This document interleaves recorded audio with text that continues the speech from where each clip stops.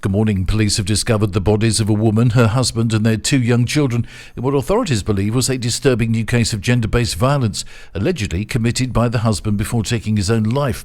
Although the government was still collecting all the pieces of information about the terrible incident on the outskirts of Barcelona, everything pointed to gender-based violence, so the Equality Minister Ana Redondo told reporters yesterday.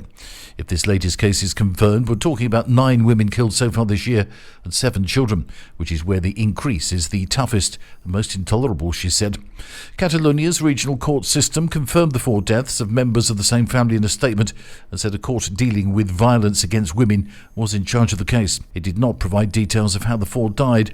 Local media, however, cited police sources as saying the man had apparently strangled his family at their home on Monday night and then thrown himself under a train after leaving a suicide note in his car. Australian mining group Berkeley Energia will take its dispute with the government to international arbitration after it refused to give final approval to a uranium mine near Salamanca, the company said yesterday. The Retortillo project received preliminary approval in 2013 but has since run into hurdles, including opposition from nearby communities and safety concerns from regulatory authorities. Berkeley had estimated investment in excess of €250 million and more than 2,500 jobs in the region. The Energy Ministry refused to approve the project in 2021, citing a negative opinion issued by the Nuclear Safety Council, highlighting poor reliability and high uncertainty of the safety analysis of the radioactive site. It upheld the refusal in February 2023 after London-based Berkeley appealed. Berkeley shares rose 17% in Madrid and 11% in London yesterday following the news. The company has said the rejection infringed on its rights under an international agreement known as the Energy Charter Treaty. Queen Sofia has been rushed to hospital, prompting all of her engagements to be cancelled. The royal was rushed to a hospital in Madrid after developing a urinary tract infection.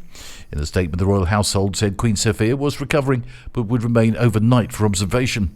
Queen Sofia's husband, King Juan Carlos, is also receiving treatment in Madrid at the Ruba International Clinic.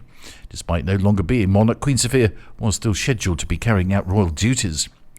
And Queen Letizia has made history after hiring a female secretary for the first time.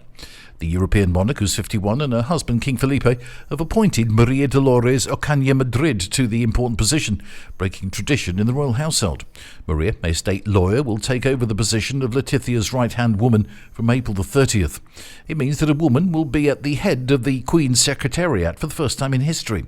She will be in charge of every detail of the Queen's agenda, as well as offering advice and accompanying her during public appearances. That's the latest from TRE. I'm Bob James.